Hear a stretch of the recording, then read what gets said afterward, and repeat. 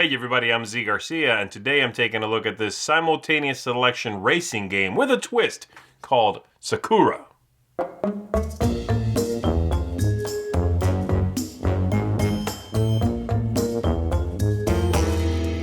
In this game, the players represent painters visiting the Emperor's garden and following him as he makes a tour of the garden, stopping every so often to admire his garden.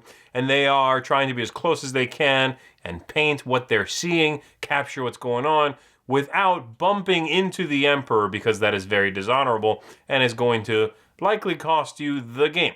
And so every time he does stop to admire what's going on, then you are going to score victory points based on how close you are to him. And that's the premise. And you move by playing cards from your hand, and you all do so simultaneously, so a little bit of chaos might ensue. Let me show you how it works. We'll come on back after that, and I'll tell you what I think of the game.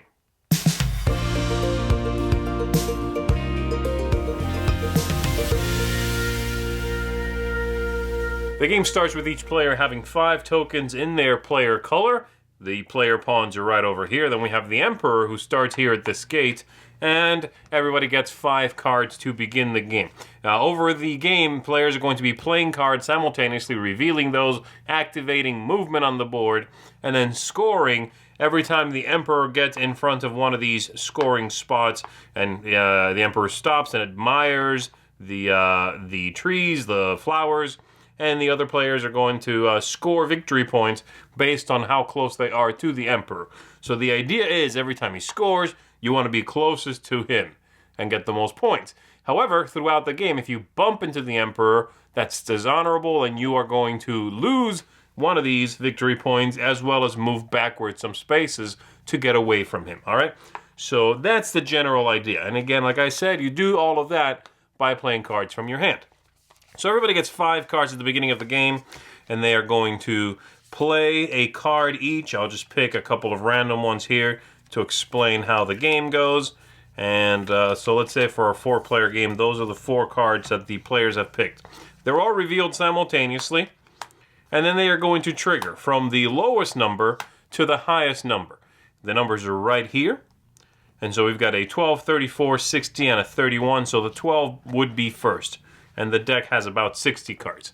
So looking at this card here, every card is going to tell you a couple of pieces of information. You have the number, which is when you activate, and then you've got some symbols up here which will move either your pawn, possibly someone else's, possibly the Emperor himself. And you're going to do these from the top to the bottom. So in this case, let's go ahead and pick a really, really simple one like this one. At the top, actually that one. At the very top there, it lets us know that the Emperor is going to move. It has a plus or a minus 1, so it's my choice if it's my card. I can move him up 1, or I can actually back him up 1 spot, if I so choose. And then I'll move myself 1 up or back with this card as well. And there's a couple of different symbols. So for example, this one here says, move him 1 up or back, and then I move as many steps as there are player pawns in front of me. If I'm in the lead, I don't move at all with this one. And that's the same one there. And then there's a few others where the top symbol does not actually move the Emperor. Like in this case here, the red arrow pointing downward means whoever's in the back of the pack. And then there's one that has a green arrow pointing up. I'll find one of those and show you. But the idea is, if the characters are in this configuration, let's say, like so, then whoever's in the back, in this case, moves up 2 spots, is what that means. So this player, let's say I am the player playing blue, okay? If I play this, I move this character 1, 2. Now, pawns in this game never share a spot. And so you would just skip to the next available empty space. In this case, I would go 1, 2 for this player, and then blue would go 1, 2. Now the bridges are interesting because you might not use all 3 spots in a bridge. They're either a single spot with fewer players in the center here, or you use all 3 spots with more players. Okay, and again that depends on to accommodate a larger playing group. So that's how that works. And like I said, the green arrow is the same thing, except it moves whoever's in the lead back 2. So sort of a catch-up mechanism, and it lets you mess with the order. So let's say I play this card here, and I move whoever's in the back 2, 1, 2, and then I move myself up 3. So 1, 2 would run into him, and I knocked him over. So I actually lose 1 of these tokens. I lose honor, and then I move backwards 3 spaces to apologize, to get away from him. 1, 2, 3, like so, and that's it. And then once everyone has activated their card, then we discard that card. You draw a new one into your hand of 5 cards. So let's go back to scoring. Once the Emperor gets to one of these spots, and let's say our pawns are like so, as soon as he gets here, whoever triggered that will finish out their card. So for example, let's say I activate this one, and he moves up 1, and then I move up as many as there are pawns in front of me. Fine. Let's say again I'm blue, so I'll go 1, 2, 3. There were 3 pawns in front of me. But then at the end of me activating this card, if anyone else still has a card that has not triggered, that one does not go off because he's ready to score. And so those players just discard the cards that had higher numbers than this, and then we score. And each of these spots will tell you how many points you get. So very simple. Closest player to the Emperor gets 3 victory points. So you would just take 3 of these and give them to that player. Red gets 2 points, which is the next spot, and then 1 point for the next player, 1 point for the next one after that. Again, depending. That 4th scoring depends on the number of players you are playing the game with. Might or might not happen. And they're all the same, except the last one, being first place, being closest to him at the end, nets you 4 victory points instead of 3. And then the game is over. When you score this spot, the game is completely over. And you figure out how many of these you've got. So you have to manage these, not bump into him so you don't lose them. Sometimes have the other players bump into him so that they move backwards and lose some honor. And try to get the highest score you can. That's basically it. Very simple, very straightforward game with some simultaneous card play. So let's go back up top. Let me tell you who I think this would be good for and what I thought of it. And that is Sakura. So let's talk about it. I'm going to use my target audience system here to help me elaborate what I think of it. Starting at the top with thematic ties. I think the theme here is lovely. It's the first thing that captivated me, and the artwork, which I'll talk about in just 1 second. But it's just a very lovely game. And I think that word, it's lovely and pleasant, is going to crop up a few times in this review because that's mainly how I feel about the game. It is very pleasant, and it is attractive and lovely. And I think the theme helps that very much. It's calming, it's soothing, The aesthetics, artwork, and components are, for the most part, very, very nice. The look of the game is fantastic. I love the wooden tokens, the pawns. They're chunky, they're beautiful, they're easy to tell apart, very well done as well. I love the idea of the bridges being a single space with 4 players or fewer, or 3 spaces with 5 or 6 players. Very nice, and it gives the board a way to be longer or shorter in a way that is so unintrusive, and I think that's very, very smart. That visual illustrate the visual concept of tackling that. It's very neat.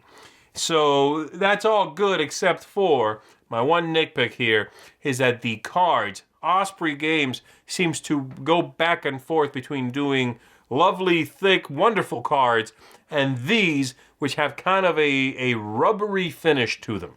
They don't shuffle very well. They stick a little bit, and so as you're drawing cards or dealing out your opening hands, you're going to have a little bit of that, a little bit of trouble with that, with the cards clumping up a little bit. I don't like the way they feel. I really don't. And unfortunately, I thought they had moved off of doing this kind of finish completely. It seems they are still doing it. Whatever factory they're using for this makes cards that feel that way.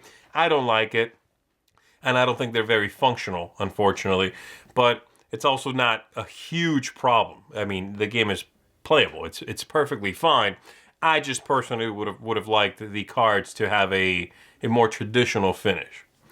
It's replayability and scalability. I think the replayability here is a tricky one to tackle because it's one of those games that does not evolve from the first play to, say, the 10th. You're not going to be doing things that are radically different in the 10th play.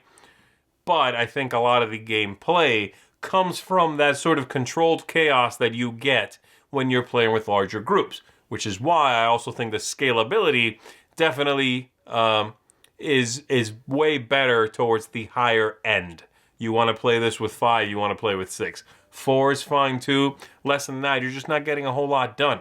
They even have a 2-player variant where you're playing a dummy third player. They have another 2-player variant where you pick that third card and replicate a 3-player game.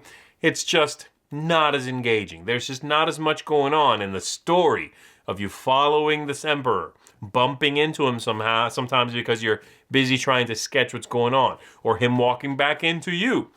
That story, the funny moments are just not going to develop with fewer players, and not as frequently anyway. And so I definitely think that you want to play this with more players, and the replayability is going to come from the chaos that develops from game to game. If that doesn't sound good to you, this isn't really going to be for you. So there you go, first flag if you're not sure about it. The game length and downtime. Downtime is great. Everybody's picking a card simultaneously and resolving them is very quick. And then as far as the game length goes, this is solidly in filler territory. The pawns do move along at a nice clip and the scoring is very straightforward. So not a whole lot of downtime, and I think the game length is just right. And the adjusting spaces on the track also feels right. The game is not longer because you're playing with 5 or 6 players, because you are not sharing spaces. And so you'll be jumping over each other at a pace that maintains the length of playing with fewer players.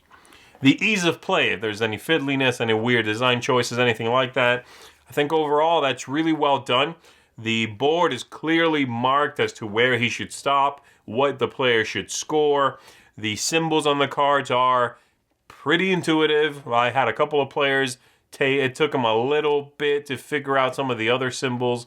There's one, for example, that jumps you to right in front of whichever pawn is ahead of you. And that looks, it's got an arrow on it and a pawn figure. So, I mean, the red arrow pointing down, green arrow pointing up, first and last place. I mean, these things just, they become second nature after you've played a few rounds. But overall, there's really no issues here. And I think the game is clean and well designed, if largely, mechanically speaking, uninspiring. And I'll talk about that in just one second. And then lastly, tactics and strategy and luck and randomness. As I said, I think this game has some tactics, right? You got to pick which card you want to play, though sometimes from your hand of 5, there's 3 that you definitely don't want to play because they'll immediately make you walk into him. So there is randomness there, where you are drawing new cards into your hand. But the chaos is part of the experience. You need to want that, or this game is just not for you, Overall, I thought this game was, as I said, a lovely game. It's well finalized, it's well put together, and I think there is an audience out there for it. I just also wish it was a little bit more innovative, at least a little bit. The game has, every mechanism here has been seen before, often from the designer himself, Reiner Knizia, and other games he's done, which feel very similar. And so this feels a little repurposed. It's technically a new game, but it feels repurposed from older mechanisms. And if you're someone who is a gamer, you are familiar with, gaming concepts, then I think for you, this is going to feel kind of how it does for me. Cute, clever, well done, largely uninspiring, and it'll probably stay on the shelf as opposed to make it to the table very much. Unless you're with family, you want to play something breezy, and you have a large group, 5 or 6 players, then yes. And if you are someone who is not, doesn't keep a library of game mechanisms in your head, and you don't care about the chaotic nature adding to the game experience, and you kind of need to want that, and you find yourself often playing with 5 or 6 players in a very casual setting, then this is a good one for that. I think it's that's its audience. How big that audience is, I'm not sure. I think it's big. I'm not sure if the game's going to find that audience, but this would, if you are someone who is like I described, a gamer, very much a gamer, this might make a fantastic gift for someone that you think would enjoy it and often does find themselves in that situation. Large group, they want to play something breezy and straightforward. So that's it for me. Sakura, as I said, I think it's nice. I don't think it's necessarily for me, and I don't think it's necessarily anything new. That's its biggest hit for me. I want a little more creativity here, a little more innovation, just a little bit. But it is well made, and I think it's going to be a lovely game for folks out there to enjoy as part of a family get-together. All right? So there you go. Thanks for tuning in and checking this out with me. I'm Zee Garcia. I'll see you next time. Thanks so much for watching the Dice Tower videos. Find more great videos and reviews, as well as our top-rated audio podcast at Dicetower.com. The Dice Tower is sponsored by Cool Stuff Inc., where you can find great games for great prices. Cool stuff in stock. Check them out at CoolStuffInc.com.